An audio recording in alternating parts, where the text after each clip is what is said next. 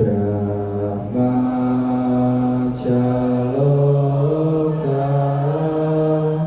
Ipati Sahapati Katanjali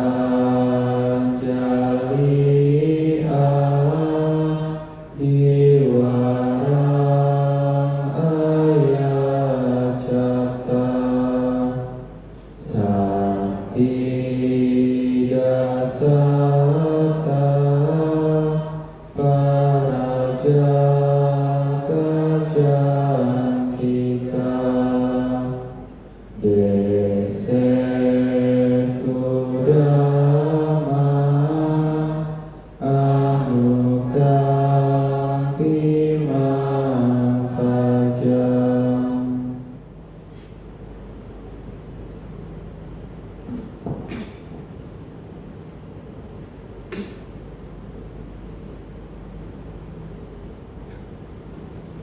Namo tassa bhagavato arahato sama sambuddhassa. Namo tassa bhagavato arahato sama sambuddhassa. Namo tassa bhagavato arahato sama sambuddhassa.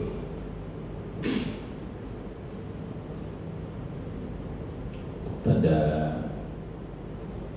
saudara-saudara semua yang hadir di sini pada hari ini yang saya hormati, Namo Sang Hyang Adi Budaya, Namo Buddhaya. Semoga saudara-saudara semua selalu sehat dan bahagia, bebas dari penderitaan, bebas dari kebencian, bebas dari penyakit, dan bebas dari segala macam duka cita dan mara bahaya. Semoga setiap makhluk juga dimanapun mereka berada, semoga mereka senantiasa sehat dan bahagia. Saudara-saudara semua yang saya hormati, dalam kesempatan yang berbahagia ini, kenapa saya katakan bahwa hari ini adalah kesempatan yang berbahagia? Tentu saat Anda mendengarkan Dhamma, itu adalah saat di mana Anda sedang menanam, menumbuhkan, dan memunculkan berkah. Jadi mendengarkan Dhamma itu adalah berkah. Sebagaimana di dalam Manggala Sutta, Kalena Dhamma Sawana Etam Manggalam Mutamam. Jadi semoga dengan senantiasa mendengarkan Dhamma, Anda semua senantiasa diberkahi kebijaksanaan, kecerdasan, dan kebahagiaan. Nah, sebagaimana yang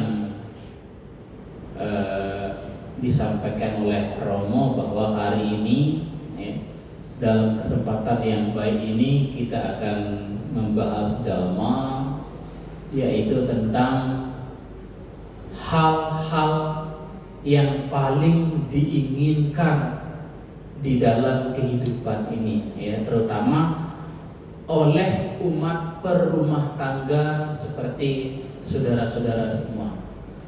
Jadi di dalam Anguttara Nikaya ini sudah dijelaskan oleh Sang Buddha, bagi seorang perumah tangga, tahu artinya perumah tangga ya? Anda semua adalah perumah tangga, yaitu umat Buddha, siswa Buddha yang hidup berumah tangga. Ada hal-hal yang utama yang mereka inginkan di dalam kehidupan ini.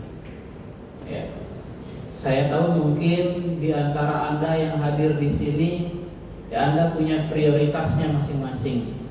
Hal yang paling Anda inginkan, ya.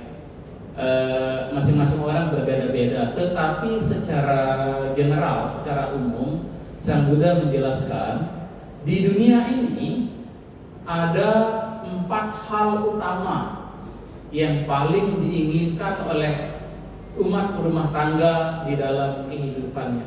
Di situ ditulis 5 ya. Kalau di Anguttara Nikaya itu ada 4. Jadi ada 4. Apa hal pertama yang paling diinginkan oleh umat berumah tangga? Yang pertama adalah memiliki harta kekayaan.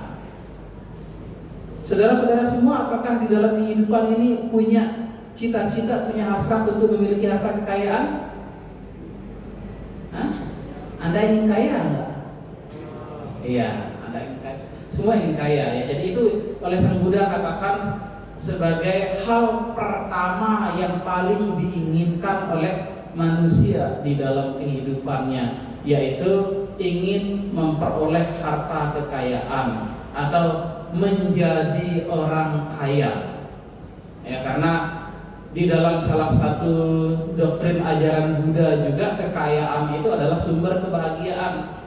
Ya, kan ada beberapa jenis kebahagiaan, itu yang salah satunya adalah kebahagiaan karena memiliki harta kekayaan. Ada kebahagiaan karena tak punya utang, atau gitu ya. Nah, jadi hal pertama yang diinginkan oleh seorang rumah tangga dalam kehidupannya adalah ingin menjadi kaya, memiliki harta kekayaan, ya, punya rumah, punya mobil, punya uang dan sebagainya. Nah, untuk memperoleh ini, Bapak Ibu, saudara-saudara semua, penjelasan Sang Buddha bahwa memang faktor utama adalah kerja keras, tapi ada faktor penting yang mendukung memiliki harta kekayaan ini adalah kebajikan masa lampau. Bapak Ibu ya, banyak orang di dunia ini senantiasa setiap hari bekerja keras. Ya, ada orang yang bekerja keras banting tulang tapi tak kaya-kaya. Ada orang yang bekerja tidak terlalu keras, tidak terlalu susah, tapi dia cepat kaya. Ada nggak begitu seperti itu, Bapak Ibu ya? Jadi di dalam salah satu sutta begini, namanya Wanija Sutta ya. Itu ada seorang rumah tangga yang bertanya kepada Sang Buddha begini, Sang Bagawa, kenapa di dunia ini dalam hal harta kekayaan ya, ada orang yang berusaha menjalankan bisnis. Yang pertama, ada orang yang berbisnis dia selalu gagal.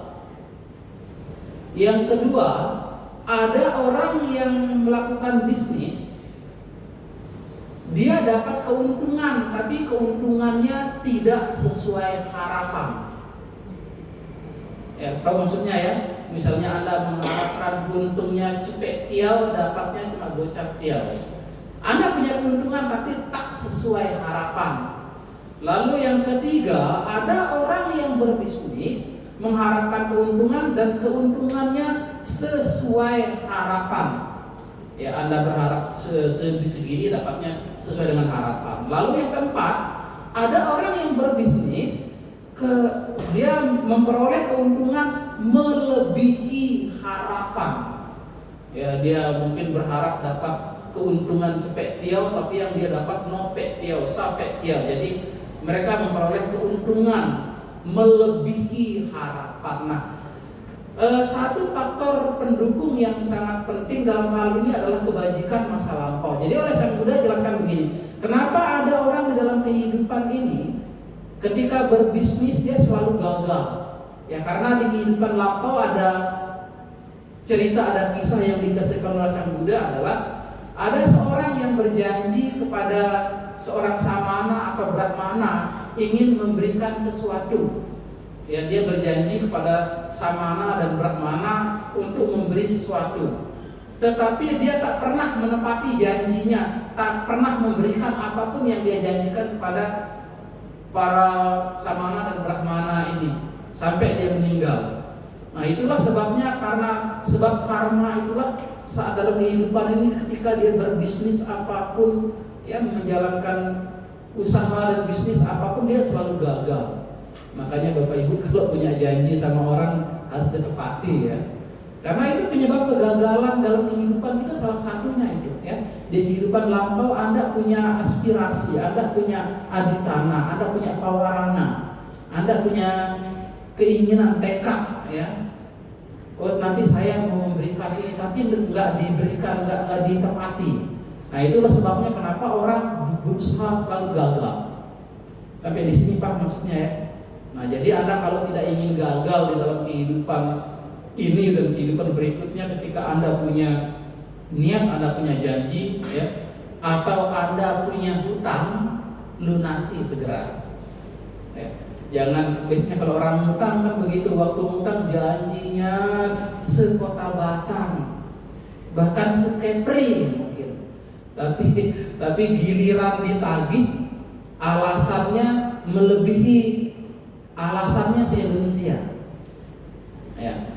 Nah itu juga adalah salah satu penyebab karma kenapa orang di dalam menjalankan usaha bisnis selalu gagal, karena di kehidupan lampau dia punya janji dan dia tidak pernah menepatinya.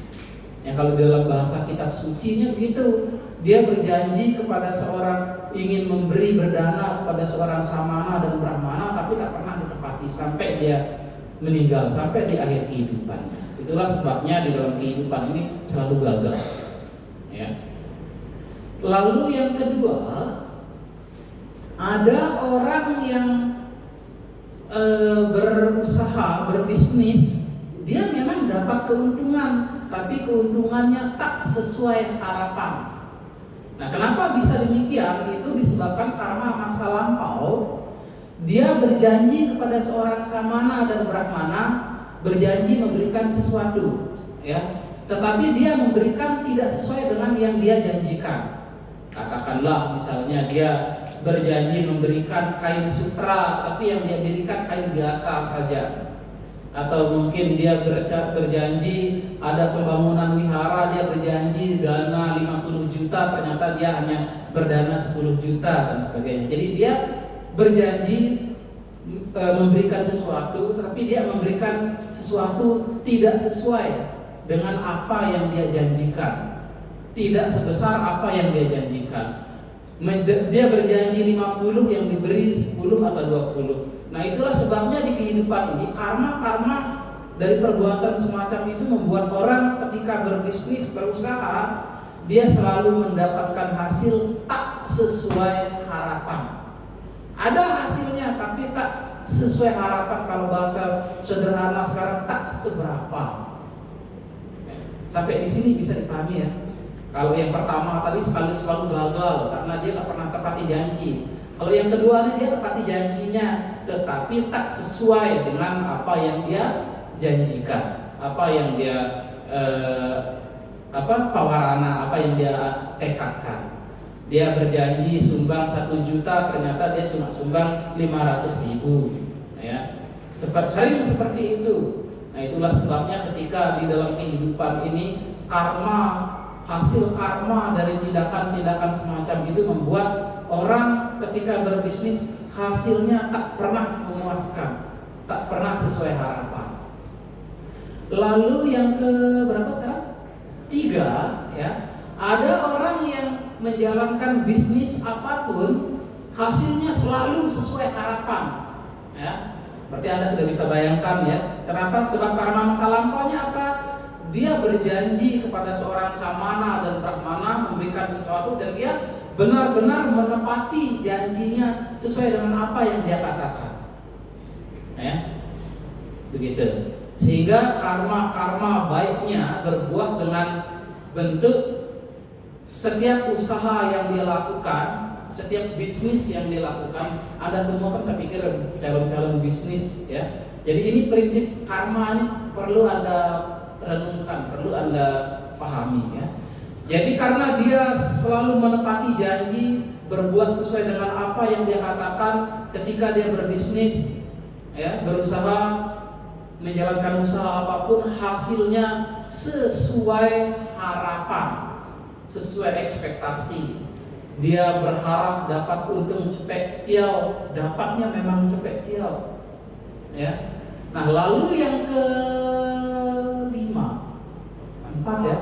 Yang keempat, ada orang yang berbisnis dan hasilnya selalu melebihi harapan. Itu karena apa? Di kehidupan lampau dia berjanji kepada seorang Brahmana dan Samana. Dia berjanji memberikan sesuatu dan dia menepati janjinya dan memberikan sesuatu lebih dari apa yang dia janjikan. Ya, misalnya dia berjanji mau bangun wihara, mau berdana wihara, dia janjinya saya mau berdana cepek tiau, tapi ternyata yang dia danakan lebih dari itu, nopek tiau.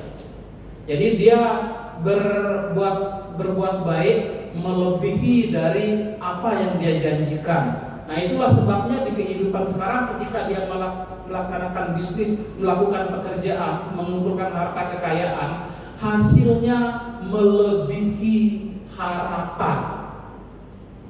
Ya, itu harapan, keinginan rumah tangga yang pertama, yaitu ingin memperoleh harta kekayaan. Yang Anda harapkan dari 4 jenis tadi yang mana? 1, 2, 3 atau 4? 4 atau 3 masih oke lah ya. Hasilnya sesuai harapan dan lebih bagus lagi hasilnya melebihi harapan. Kalau Anda semua mau yang sesuai harapan apa yang melebihi harapan? Lebih ya. Oke, bagus. Yang penting Anda tahu prinsipnya ya. Kalau Anda punya janji, Anda punya aspirasi mencapai sesuatu, tepati ya, sesuai dengan apa yang Anda katakan. Jangan nanti pura-pura lupa. Karena itu bukan masalah apa, itu karma, itu akan terus berjalan ya. Sebagaimana yang beberapa waktu yang lalu saya sampaikan. Nah, itu yang pertama ya, yaitu memperoleh harta kekayaan dengan cara bekerja yang benar. Nah, perlu Anda pahami juga cara bekerja yang benar ini. Sang Buddha, di dalam ajaran Buddha itu ada istilahnya, Anda harus menanamkan prinsip menghindari 5 jenis usaha atau perdagangan yang salah. Anda tahu ya, jadi bekerja yang benar itu artinya Anda bekerja bebas dari 5 jenis pekerjaan yang salah ini ya. Pekerjaan salah yang pertama adalah berdagang manusia. Ada loh berdagang manusia, nggak cuma berdagang ayam, berdagang kambing, berdagang sapi, berdagang manusia ada. Anda tahu kan? Kalau istilah kerennya sekarang apa? Trafficking ya.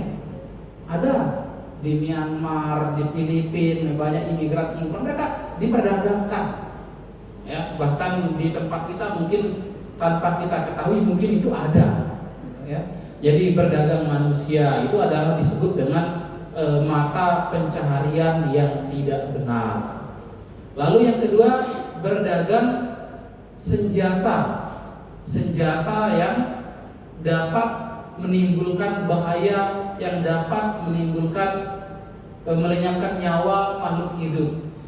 Kalau begitu yang pabrik senjata itu gimana ya Bapak Ibu ya? Bahkan itu bisnis yang dijanjikan ya. Ya, tapi Bapak Ibu yang memahami dhamma ya, yang ngerti ajaran Buddha, yang paham tentang hukum karma, jika Anda ya mampu untuk menghindari cara-cara bekerja, cara-cara mencari nafkah yang tidak benar ini ya, saya dorong Anda untuk carilah pekerjaan lain yang terbebas dari pelanggaran-pelanggaran semacam itu ya. Kalau di Kepulauan Natuna, Anambas itu selalu bingung. Jadi bagaimana Bante kalau saya toko saya jual pancing? Ya kalau di pulau-pulau kan banyak jual pancing dan itu paling laku. Ya kalau memang itu adalah sumber penghidupan, yang penting Anda jangan lupa sering-sering juga berbuat baik. Ya. Lalu mata pencaharian yang salah yang ketiga yaitu berdagang binatang yang akan dibunuh. Ya. berdagang, misalnya Anda pelihara ayam, pelihara babi, pelihara kambing untuk dibunuh, nah itu sebisa mungkin Anda hindari, ya. Lalu kemudian berdagang racun ya, seperti mungkin narkoba, ya itu termasuk racun ya. Jangan, karena sekarang banyak orang jadi anak-anak muda itu terlibat dalam jaringan penjualan zat-zat seperti yang berbahaya seperti itu. Nah, jadi itulah yang disebut dengan cara bekerja yang benar, yaitu cara mencari nafkah, cara berbisnis yang bebas dari 5 jenis perdagangan yang salah tadi. Ya. Jadi benar ya yang dikatakan Sang Buddha, bahwa hal pertama yang paling diinginkan oleh manusia di dalam kehidupan yang pertama adalah memiliki harta kekayaan. Ya, karena tidak bisa dipungkiri di dalam kehidupan di dunia ini, Sang Buddha katakan dalam kehidupan ini memiliki harta kekayaan menjadi salah satu sumber kebahagiaan. Maka di dalam agama Buddha tidak pernah melarang siapapun menjadi kaya, ya. Tapi yang penting Anda tidak melakukan 5 jenis mata pencaharian yang tidak benar tadi. Jadi itu yang pertama ya, hal yang diinginkan oleh manusia di dalam kehidupannya. Yang kedua, hal kedua yang paling diinginkan manusia di dalam kehidupannya adalah ingin memperoleh kedudukan di dalam masyarakat, atau ingin memiliki reputasi yang luas, ingin menjadi terkenal. Tapi kayaknya kalau hal ini mungkin banyak di antara Anda mungkin nggak pengen lah. Anda pengen terkenal nggak? Nggak lah berarti. Ada nggak di sini ada nggak di antara Anda yang mau jadi pejabat, yang mau jadi pemimpin? Karena kalau tenang ini biasanya jarang ya, yang mau jadi pejabat, mau jadi polisi, TNI itu jarang. Kebanyakan mau jadi bisnismen ya, menjadi pengusaha ya. Tetapi saudara-saudara semua, terlepas dari itu semua, banyak orang di dunia ini menginginkan kedudukan di dalam masyarakat. Ya, Anda lihatlah di masa-masa sebentar lagi banyak orang ingin jadi pejabat, banyak orang ingin dipilih jadi pejabat ya, dengan melakukan berbagai macam cara. Tahu maksud saya ya? Ini sebentar lagi kan pemilihan pejabat ini kan. Ya. Jadi Anda lihat banyak sekali orang-orang yang berambisi untuk menjadi pejabat. Dan ketika hal itu tidak terwujud, banyak orang-orang menjadi stres, banyak orang-orang menjadi depresi karena tidak mendapatkan apa yang mereka inginkan. Ya. Nah, itu yang kedua. Ya, ini sepertinya tidak begitu tapi benar ya, banyak memang orang menginginkan untuk memiliki kedudukan di dalam masyarakat ya, ingin jadi pejabat, ingin jadi pemimpin dan sebagainya, atau ingin dikenal, ingin dihormati dan sebagainya ya. Lalu yang ketiga adalah setelah Anda memiliki harta kekayaan, setelah Anda punya kedudukan dalam masyarakat, tentu Anda ingin menikmati semuanya dalam jangka waktu yang lama, betul ya? Maka hal ketiga yang diinginkan oleh rumah tangga adalah hidup sehat dan berumur panjang. Yang penting itu dulu, sehat dan berumur panjang. Jangan sakit-sakitan tapi umurnya panjang lagi. Beruntung gak seperti itu? Sudah sakit terus sakit tapi umurnya panjang lagi. Itu kondisi itu menguntungkan apa enggak? Merugikan ya. Yang menguntungkan itu adalah sudah umurnya panjang, tubuhnya sehat. Jangan umurnya panjang kok sakit terus. Ya. Nah, itu hal ketiga yang paling diinginkan oleh umat rumah tangga di dalam kehidupan ini, yaitu ingin hidup sehat dan berumur panjang. Nah, bagaimana caranya? Apa faktor-faktor karma yang mendukung kita hidup sehat berumur panjang, yang paling utama adalah apa? Tidak membunuh. Ya, ini yang harus kita renungkan bersama. Banyak orang ingin hidup sehat, bahkan semua orang ingin hidup sehat dan berumur panjang. Tak ada orang yang menginginkan hidup sakit-sakitan dan berumur pendek, tidak ada.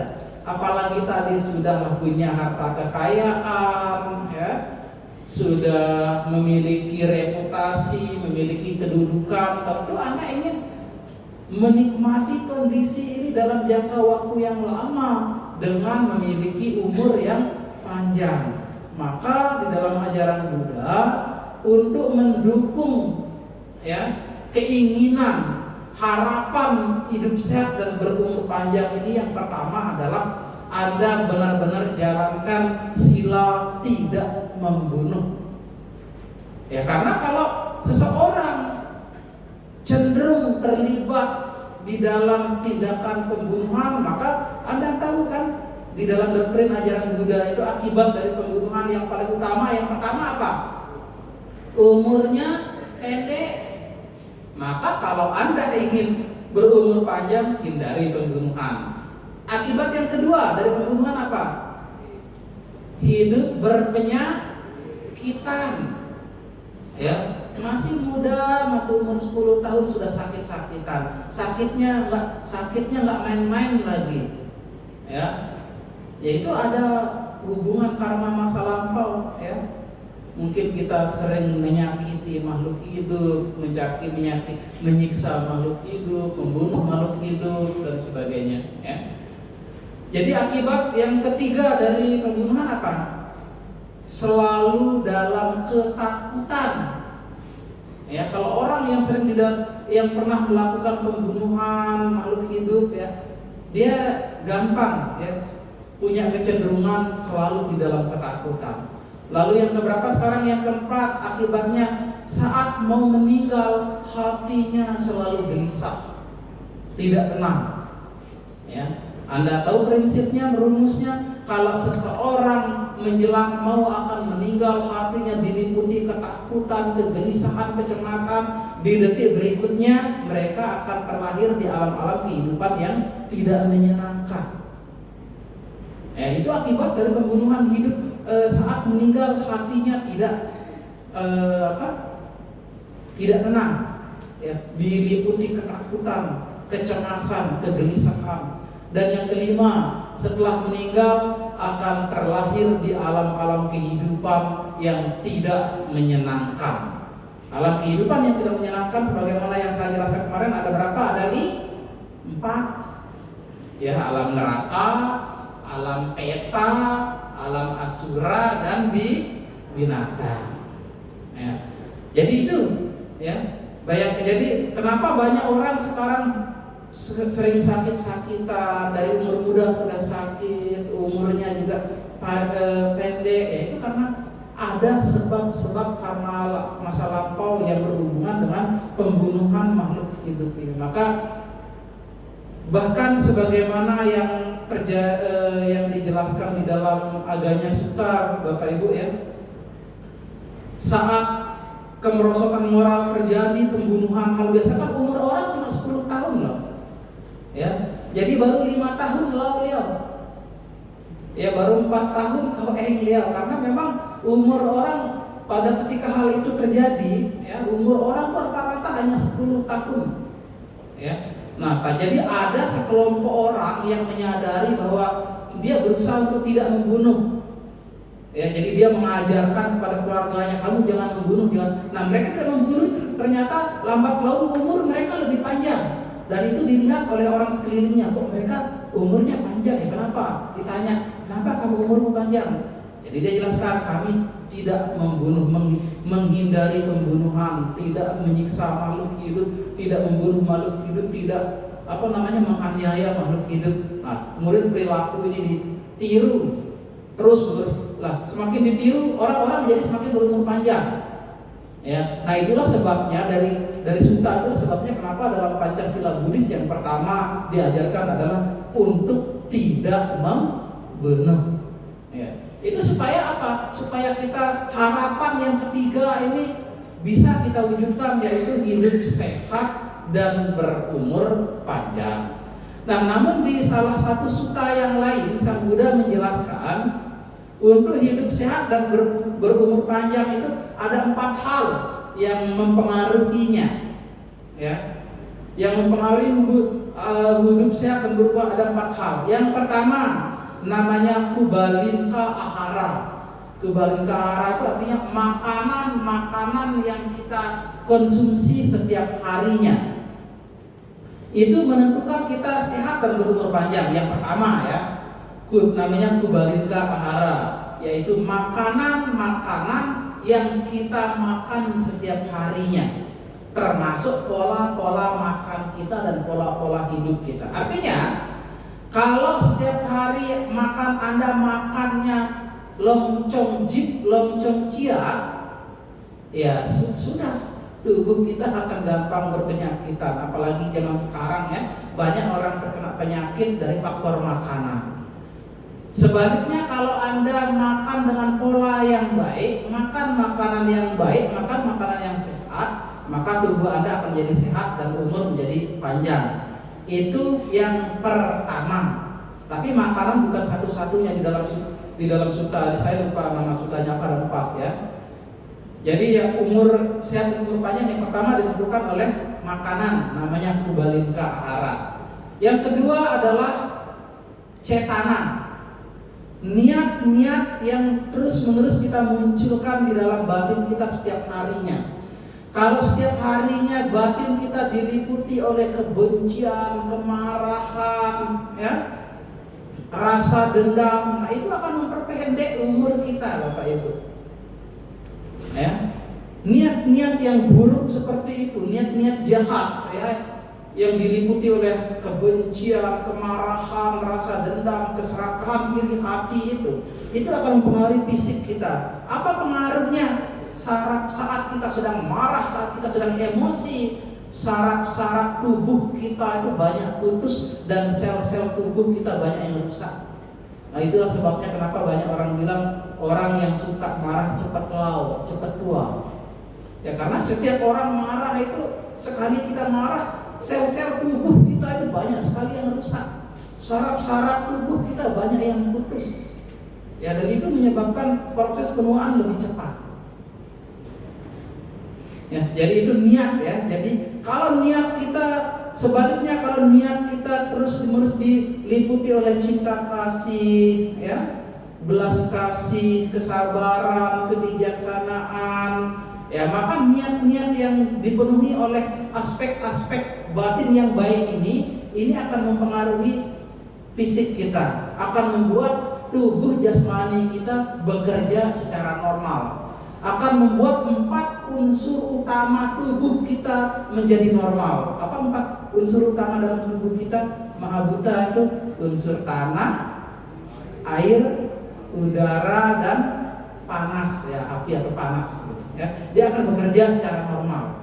Itu kalau batin kita diliputi oleh niat-niat yang baik. Jadi itu yang kedua ya. Tadi kan ada 4 yang mempengaruhi umur pendek dan panjang itu ya. Yang pertama tadi apa? Makanan, kubalinka ahara. Yang kedua niat, cetana, ya. Lalu yang ketiga cita. Cita itu artinya pikiran, kondisi pikiran. Jadi kalau kondisi pikiran kita setiap harinya sering stres, sering depresi, sering galau, sering diliputi kecemasan, ketakutan, ya. Nah, maka kondisi-kondisi pikiran seperti itu akan membuat seseorang bisa berumur pendek. Bisa dipahami, bisa dianalisa ya. Jadi kalau batin kita, pikiran kita ini selalu diliputi oleh kegalauan tadi ya, ketakutan, kecemasan, stres, depresi, selalu pusing, pening, galau setiap harinya, itu bisa membuat umur Anda menjadi pendek. Ya. Sebaliknya kalau kita batin kita sering merasa senang, sering merasa gembira, sering merasa bahagia, itu akan membuat umur kita Jadi orang yang berbahagia umumnya lebih berumur lebih panjang dibanding orang yang galau. Maka Anda jangan suka galau. Ya. Ya biasanya anak muda kan biasanya gampang galau, ya. Tapi mudah-mudahan Anda yang belajar dhamma, Anda yang mengerti dhamma, ya, tidak menjadi orang yang gampang galau. Itu yang tiga, ya, yang mempengaruhi umur panjang dan pendek. Artinya kalau kondisi pikiran kita selalu menderita, ya, orang yang pikirannya selalu menderita karena stres, depresi, galau, ya, penuh ketakutan, kecemasan, umurnya akan pendek, cenderung pendek.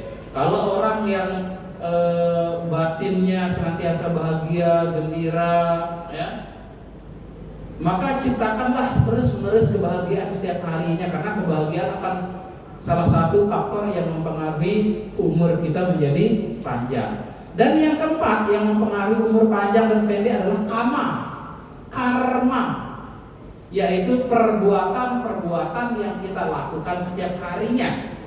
Seperti yang tadi Bante katakan, kalau setiap harinya kita sering melakukan karma pembunuhan, menyiksa makhluk hidup, ya, menganiaya makhluk hidup, ya, maka karma seperti itulah akan mempengaruhi, ya, umur kita menjadi, kalau karma kita yang kita lakukan setiap harinya kebanyakan karma buruk, ya, itu akan membuat umur kita menjadi pendek. Dan sebaliknya, kalau karma yang kita lakukan setiap harinya adalah karma yang baik, itu akan mempengaruhi dan akan membuat umur kita menjadi panjang. Jadi itulah 4 hal, ya, dalam penjelasan Sang Buddha yang membuat umur kita panjang atau pendek, yaitu makanan, niat, kondisi pikiran, dan karma, ya. Jadi kehidupan ini banyak faktor yang mempengaruhinya. Lalu yang hal yang paling diharapkan oleh manusia di dalam kehidupannya yang terakhir, yang keempat, yaitu ingin setelah meninggal masuk. Benar nggak? Benar nggak? Oke, sekarang saya tanya Anda jujur, kalau mau kalau boai. Apakah semua apakah Anda semua mau? Kalau jawab mau, bilang mau. Rame-rame. Apakah Anda semua mau masuk surga? Mau. Sekarang? Ya.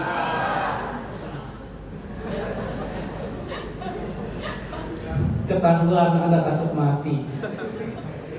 Ya, dan kedua, ketahuan Anda berpandangan salah. Ya. Banyak orang kalau ditanya mau masuk surga, mau, tapi sekarang loncong nang boai, karena mereka berpandangan salah, berpandangan bahwa untuk masuk surga harus mati dulu. Dan celakanya lagi, semua orang takut mati. Nah, di dalam agama Buddha, di dalam pandangan Dhamma, masuk surga, masuk neraka itu nggak perlu tunggu harus mati dulu. Saat ini di sini kita bisa masuk surga, saat ini di sini kita bisa masuk neraka. Apakah hari ini Anda merasa bahagia? Samar-samar. Apakah hari ini Anda merasa senang? Apakah hari ini Anda merasa gembira? Itulah surga. Ya, jadi saat ini Anda sedang berada di surga. Apakah hari ini ada yang sedang galau? Bante. Wah, tapi ekor paise. Ya, apakah hari ini ada yang sedang marah? Ada yang sedang membenci seseorang? Kalau ada, itulah neraka. Ya. Nah, jadi Bapak Ibu saudara-saudara semua, di dalam pandangan agama Buddha, surga dan neraka itu dapat kita pahami dari 2 sudut pandang. Yang pertama adalah secara psikologi dan kedua secara kosmologi. Ya. Jadi surga dan neraka secara psikologi itu artinya surga dan neraka itu adalah kondisi batin kita, kondisi pikiran kita. Ya, saat Anda sedang merasa senang, merasa gembira, saat batin Anda diliputi oleh cinta kasih, belas kasih, diliputi oleh kegembiraan, kebahagiaan, itulah surga. Ya, dan secara karma Anda sedang menikmati kondisi surga. Itu secara psikologi. Dan saat Anda, pikiran Anda, batin Anda diliputi kebencian, kemarahan, rasa dendam, rasa tidak suka, ya, kesedihan, rasa tangis dan sebagainya. Ya, secara psikologis itu Anda sedang mengalami kondisi neraka, yang penderitaan di alam neraka. Ya, itu secara psikologi. Ya, jadi secara psikologis surga dan neraka itu dapat kita alami di sini saat ini sesuai dengan kondisi batin kita. Saat kita sedang senang, gembira, bahagia, ya, atau saat kita sedang berbuat baik. Nah, itulah sebetulnya surga secara psikologi. Nah, secara kosmologi kemarin kan di penjelasan tentang tujuan kelahiran sudah saya jelaskan, ya. Secara kosmologi surga dan neraka itu memang ada, yaitu terbagian dari alam-alam kehidupan, ya. Kalau surga itu kan ada berapa? Ada 7, ya. Tambah 1 manusia. Manusia itu termasuk surga, ya. Kalau alam neraka itu kan bagian dari 4 alam menderita: neraka, peta, asura, binatang yang disebut dugati bumi tadi, ya. Jadi dalam pandangan Buddhis, ya, terutama dalam psikologis ini, masuk surga itu bisa sekarang. Jadi apakah Anda semua mau masuk surga sekarang? Mau. Ya, berarti pandangan Anda sudah lurus. Kalau tadi pandangan Anda masih salah, Anda masih diliputi pandangan salah. Katanya mau masuk surga, tapi sekarang tidak mau. Ya. Nah, jadi tapi yang paling penting saudara-saudara semua, ya, masuk surga itu artinya, tahu kan artinya surga itu apa? Surga itu artinya tujuan yang menyenangkan. Itu katanya, kata surga. Jadi kata surga itu berasal dari kata bahasa Sanskerta. Ya, kalau bahasa Sanskertanya swarga, kalau bahasa Palinya saga. Ya. Itu sama artinya. Saga dan swarga itu artinya tujuan yang menyenangkan. Artinya alam-alam kehidupan yang kondisinya menyenangkan. Yaitu kalau di dalam lingkup indrawi kita ini, ya, alam lahir jadi manusia dan lahir jadi dewa. Dan lebih luas lagi, lebih tinggi lagi, yaitu lahir sebagai Brahma, baik itu rupa Brahma maupun arupa Brahma. Ya. Jadi faktor kebajikan utama untuk dapat lahir di alam surga ini adalah ada 3 yang utama, tapi bukan hanya 3, tapi yang utama 3, ya, yaitu dana, sila, samadhi. Ini yang penting untuk kita pahami bersama, ya. Dana, sila, samadhi. Dana itu apa? Praktek melepas, ya, praktek memberi. Lalu sila itu praktek moralitas. 5 silanya harus benar-benar Anda jaga dengan baik. Lalu samadhi, bawana, ya, pengembangan batin, meditasi, itu sangat penting, ya.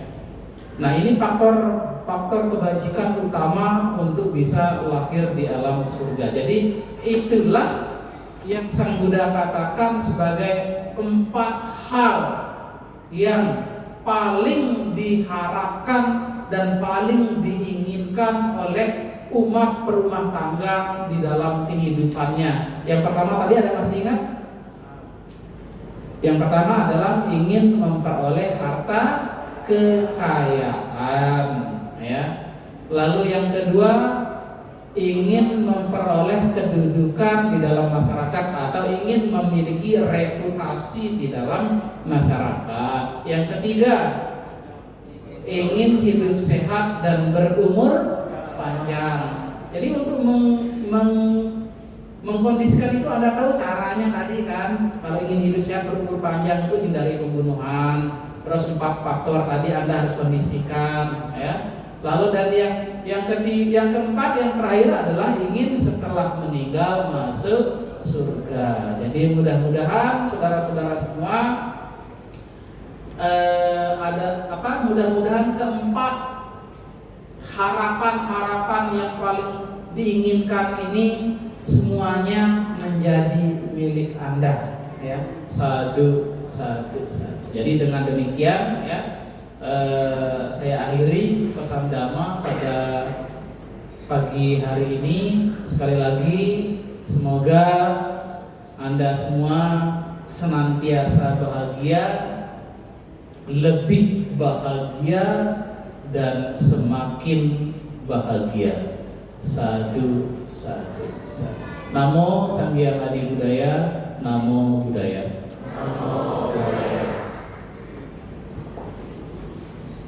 Terima kasih kami aturkan kepada Bante. Semoga bermanfaat untuk kita semua. Untuk selanjutnya